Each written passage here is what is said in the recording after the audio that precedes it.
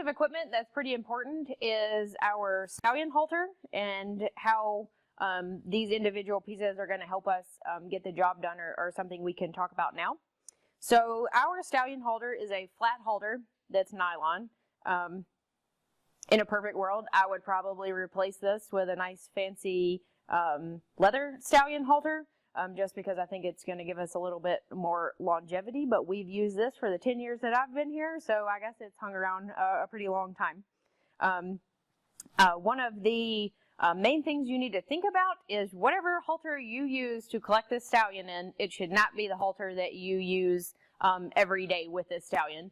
If I go get one of our guys with a regular rope halter on, that is their cue that they should act like a gelding when they come up here to the barn. If this halter goes on them, and believe me, they know the difference, they are given the green light to act like a stallion. He can talk, he can prance, he can, do his little funny stallion things coming up to the barn, and that's completely fine. If he acts like that in a normal halter, he's going to be reprimanded.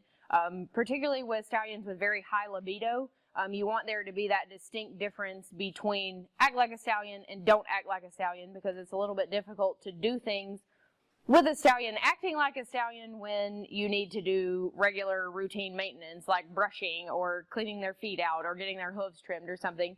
So we try to make a very distinct difference between, hey, we're going to the breeding shed and we're doing normal horse things, act like a gelding kind of thing. So our halter here, normal flat nylon halter with a chain. I would say half of our stallions probably don't need a chain, but just because it's there doesn't mean you have to use it, and that way you do kind of have that little bit of extra control if you do need it or kind of got into a sticky situation. As you can see here, we have our chain covered in vet wrap. We have one or two stallions that there are two things about the chain they don't like. They're a little bit shy and don't really like you getting after them, but every now and again they like to try to pull you around, so we kind of need a little something extra there just in case we need it, but we wrap it so it kind of dulls that bite that the chain has. And also it makes a lot of noise when it jingles around, and we have a couple that get distracted very easily. So by having that vet wrap on there, it keeps the chain from clinking and clanging around against everything, so it's a little bit quieter.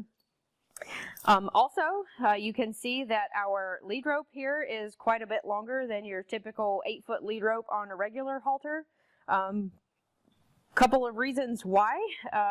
When I bring this horse up here to the tease wall, he's probably going to strike at the wall of the mare. That's just typical stallion behavior. They like to move their feet around. I don't want to be standing on top of him, and I want to be able to get as far away from him as possible while still maintaining control. So I kind of want to give him a little bit of lead rope and kind of stand back out of his way while he does his thing at the tease wall. Also, when I'm leading him over here to the phantom, and when he jumps on the phantom, sometimes they get a little light on their front end. I want to be able to be far enough away to stay safe, but close enough where I can maintain contact. And I would say the majority of the time I don't need a lead rope this long, but when I do, I'm very glad that I have one that gives me a little bit extra room to kind of move out of the way of his feet. We'll talk about how we adjust the chain when we go to catch Millennium here to collect him here in a little bit, but we usually go through the cheek piece, wrap it around the nose, through the other cheek piece, and up on the other side. There are alternative ways that we can adjust that chain to kind of give us more or less control if we need it. And we can kind of talk about those things when we go to put this on the stallion himself. So now we're going to talk a little bit about our setup and our typical way we kind of move through this to go to the phantom and how to get this stallion collected. In any breeding barn you go to, you're going to have some place to put a tease mare in general. We call it our tease stall here right when you enter the barn. You can see we have the boards protected here by a mat, so when the stallion strikes, he's not constantly chipping away at our boards. He can kind of hit this mat. Also protects his feet and his legs when he does strike and act silly here at the window. You can see the bars here, not wide enough for them to get their head in. However, the mare can come up to the wall and they can have some touch through the bars here. Some stallions need a little bit more access to the mare, so we do have a wall over here on the other side where you can take the entire restraint system out and they can have full access to the mare. It also has mats on it as well. So when we go to collect the horse, we will put the mare in here, lead the stallion up to the wall here, and he can have access to her here to kind of start the tease process. Millennium is very good at this and knows his job, and he'll probably be ready to go by the time he gets up here. We still kind of go through the typical process. He has access to the mare here, and then we back him out of the barn and clean him to kind of get ready for the collection process.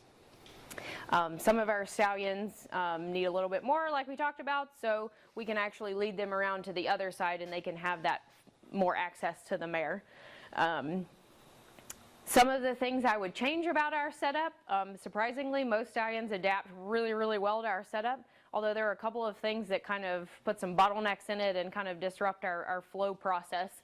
The fact that we tease here and then the phantom is over here and the stallion faces away from the mare is something that I would probably change if I could redo everything.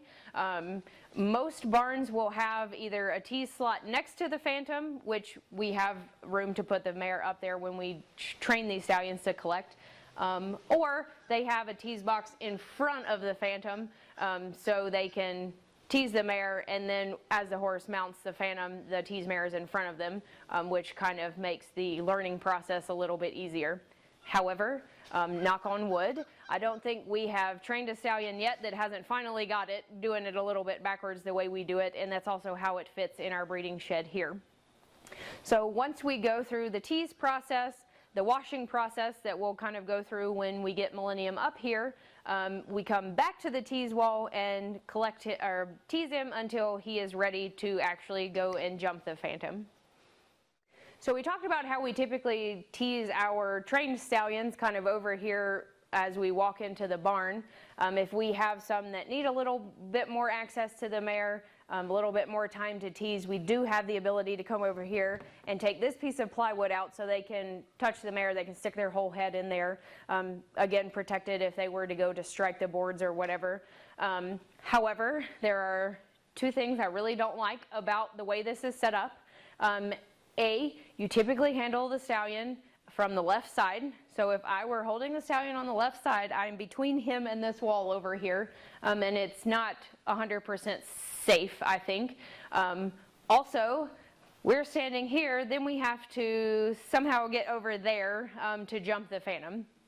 So that gives you kind of two options. You kind of stand here where you're kind of trapped between the wall and the stallion, which probably isn't the safest, or you handle the stallion from the opposite side. Some handle that no problem. However, I would say the majority of ours get a little bit concerned about you being on the off side and then don't want to pay any attention to the mare. They're wondering why you're over there instead. So those stallions we do handle on this side, and then have to make the decision on trying to push the stallion away from us, which usually is not going to go very well, or pull the mare away from the wall and then kind of turn around, but keeping in mind you're pulling them towards you to go towards the phantom. So it's very important to kind of watch where feet are and be a little bit more proactive about them striking or jumping or whatever. And keeping that in mind is going to keep you a lot more safe. Again, if we had some alternative ways to put this together, I would like to have this in front of the phantom and have a lot more room between me, the wall, the phantom, everything. We're a little bit tight on space in here. However, like I said before, for the most part it works pretty darn good, especially once we kind of get them trained to our system.